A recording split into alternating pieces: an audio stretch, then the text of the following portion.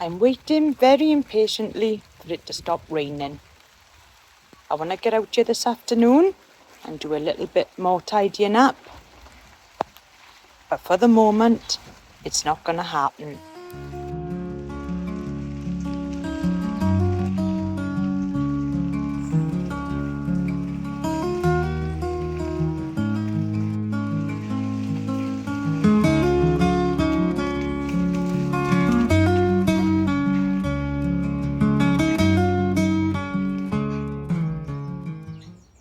So when it stops raining a little bit more, I'm going to have a go at tackling this back border here.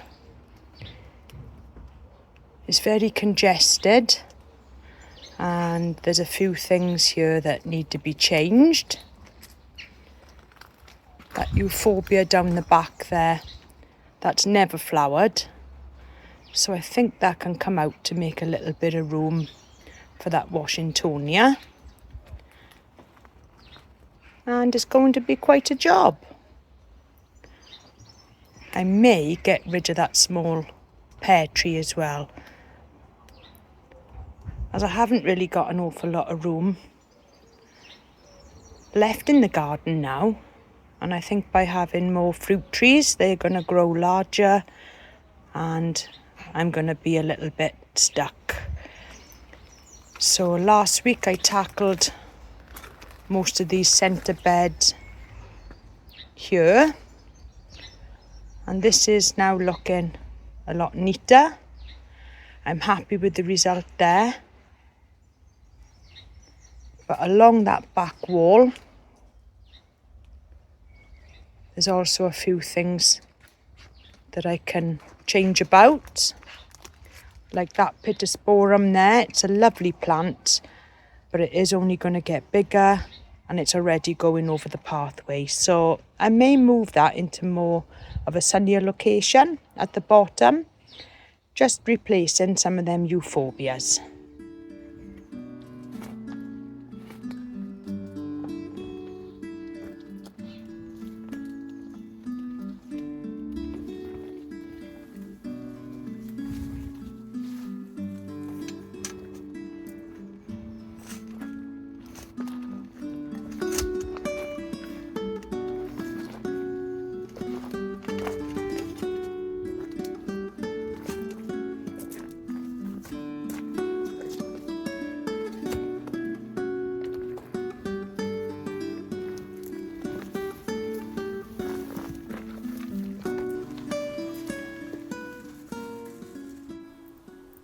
I also wanted to have a go today at removing some of the bamboo that runs along the side wall in the garden.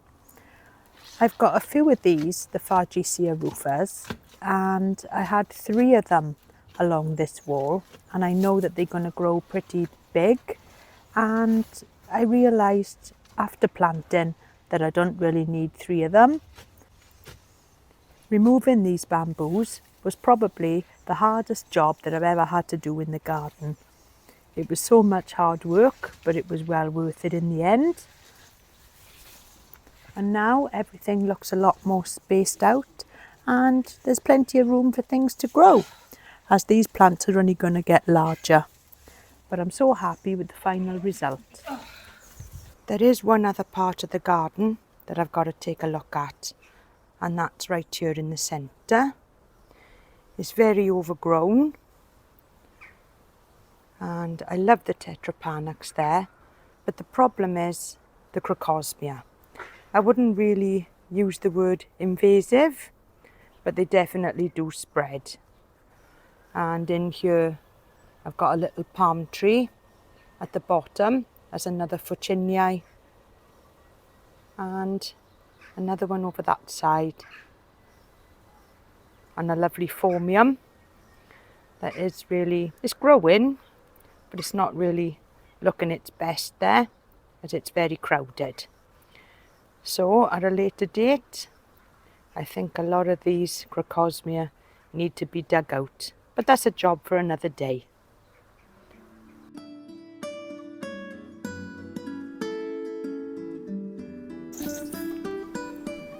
So a quick recap of what the garden looked like before I started any work. And as you can see, some of the plants here are overgrown. The leaves are over the pathways. So let's have a look now and see the difference.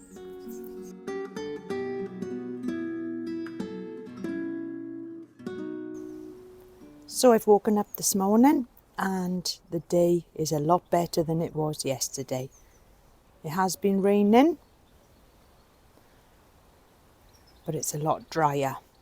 So this is what I did last week by clearing the underleaves of this Fatsia japonica. One thing that I did look at yesterday was underneath this tree fern, and under here I did have planted some hebes. So I have moved them in the garden, and the only reason being is that, as you know, hebes like quite dry soil, and the Dixonia antarctica likes plenty of watering. So the two of them didn't really go together. So I thought I'd plant some grasses under there. And looking at it now from the other side, I think it looks quite nice with some grasses just dotted underneath the tree fern, and also along the front. I haven't bought anything new to do these changes. Well, I have got one surprise at the end, but we'll keep that. That was a new purchase, but that's for a pot and not for the garden. So I think it looks now a lot clearer here. There's some ferns under here. So as we continue now to walk down the garden,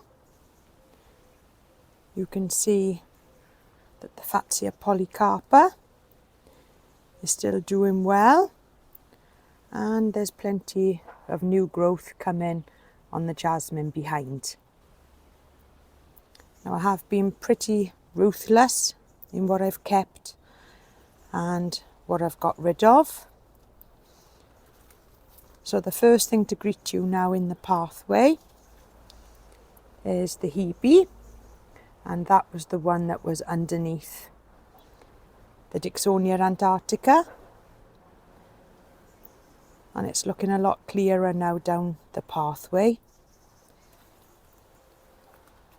So next to that is the pink crispy, and what was here is the unanimous, and I've just moved that just to the back of the border, which has opened up beautifully this palm tree here, which you couldn't even see before, and that seems to be doing really well. It's something that's really been overlooked in the garden, but from now on I think I'll start giving it plenty of feed. And it's lovely when you find something in the garden that you haven't seen for a while. So I've still got the very large Fargesia rufa. I'm loving now with the garden being a lot more open. I can see the plants a lot better. And as we move down the garden, since I opened this part up last week, just look at that Schefflera. This was the area yesterday where I dug out the bamboo from the back there. So again, last week I took off the lower leaves of this Fatsia japonica there, and where the very large bamboo was that I had real trouble taking out, I've planted at the back there now a laurel. And moving in front of that now, we've got a lovely Nandina, and over this side a Skimmia japonica. And just underplanted underneath the Fatsia japonica, there's a lovely Mahonia. Now this Mahonia is a confuser, and this was in the Belfast sink. So I've just taken it out of there. I didn't realise how big it was. And it's a lovely Mahonia. It's very soft. It's not spiky like the other types. And apparently this will grow in full sun. So it's a pity really to have it just put in a planter when it can grow to its full potential in the ground. Now the bottom border, I've still got the Virginia Louise, which I planted last week there. And at the back, there is a lovely Pittosporum. Now I thought this was a Tom Thumb, but after looking it up, it's called a Bano Bay. And this has got to be 1 metre across now. So I've cleared a few japonicas, Fatsia japonicas from this area here, as I had 3. And I really don't need 3 there. So this plant here is going to grow quite large. So there's plenty of space for that now. That's another Mahonia. And I've got my rhododendron there. And just in the shady part at the back, I've moved my spider's web. And that should do quite well there. It's quite tall now. That's probably 1 metre tall. So moving along now the back border. I couldn't get rid of that. That's one of my favourite plants in the garden. But as we walk along, you can see that the Washingtonia now has a lot more space. And next to that is a Sambucus Black Beauty. Now this is going to grow quite big also. And this has got some lovely pink flowers on it. And this was just stuffed in amongst other plants where you couldn't really appreciate it. And moving along, you can see that I've just altered this back area here. There's another Hebe. That one was the one that was underneath the Dixonia also. So that'll get full sun down here. And this area is also quite dry. And just another laurel there at the back.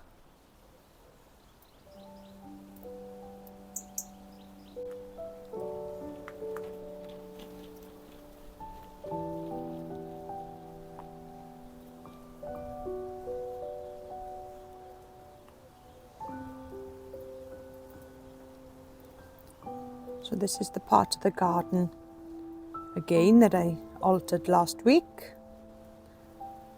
And it's a lot fresher down here now. And I've also just cleared away about 2 or 3 of them large leaves from the Tetrapanax. So now I can walk underneath the tree and get down my pathways. So next to the loquat tree, there's another Fuciniae and another Pittosporum I've just planted there. And to the left of that, a Nandina.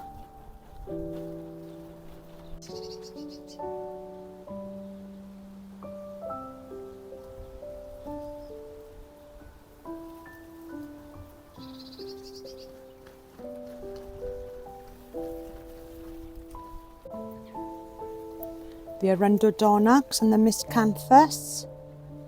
That's really doing well now in the garden. And you can see where I've removed them leaves. And I'm able now just to walk underneath,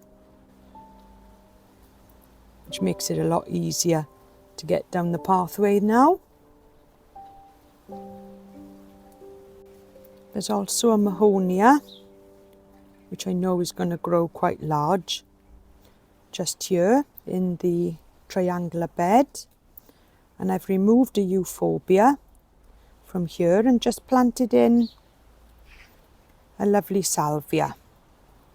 That's a blue salvia, and that should grow really large there. And there's plenty of room, and it's also in full sun for most of the day.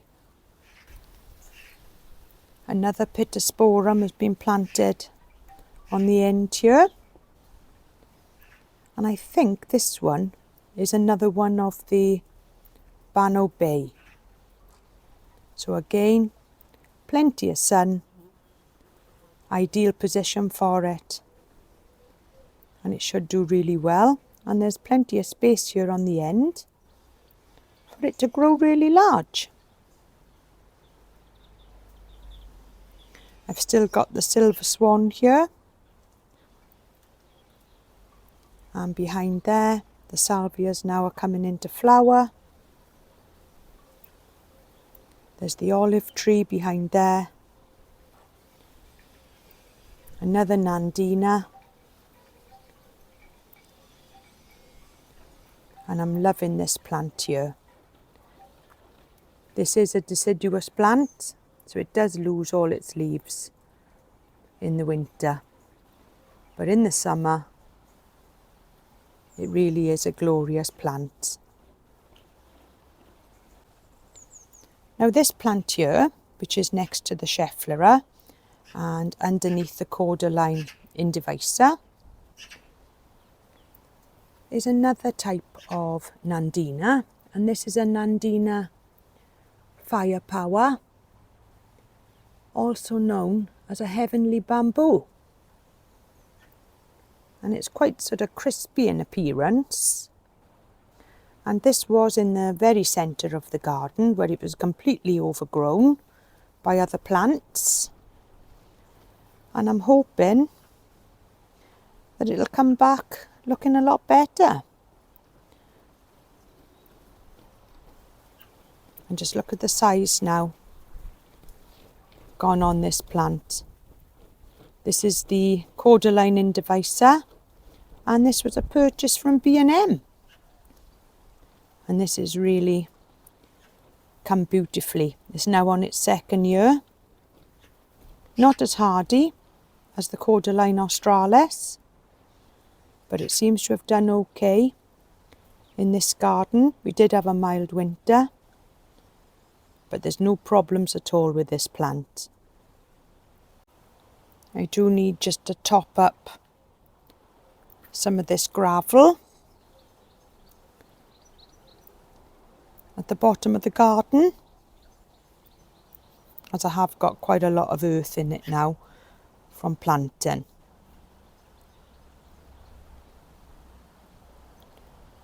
But I am really loving now the bottom of the garden down here, and everything looks a lot more spaced out and a lot tidier. I think when I started the garden, I automatically thought that having more plants was better. But I've since learned that that's not always the case. And when the garden grows, by having too much in it, you just can't appreciate the plants. It's lovely to have a little bit of space in between. And now it's just like having a brand new garden. It's taken 2 full days just to sort out. There's still 1 or 2 jobs that need to be done.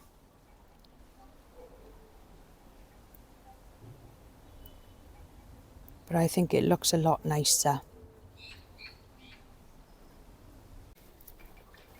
And so I'm moving up now towards my seating area, where I've got the acers and the ioniums. This is the plant that everybody's waiting to see.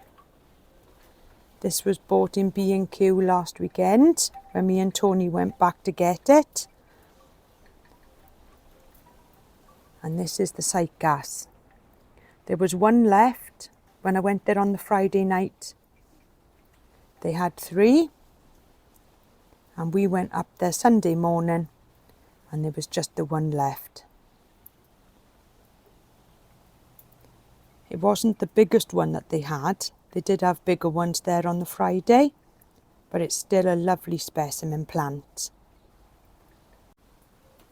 And so for potting mix, I used John Innes compost with plenty of gravel and grit. I'd say probably close on 50-50. And hopefully it'll do really well. What a beautiful plant. Also known as the sago palm. It has rained quite a bit over the last few days, but the garden has definitely needed it. It's been the driest May that I can remember for a long time. And even all my water butts were completely empty. But it's had a good drenching now over the last few days.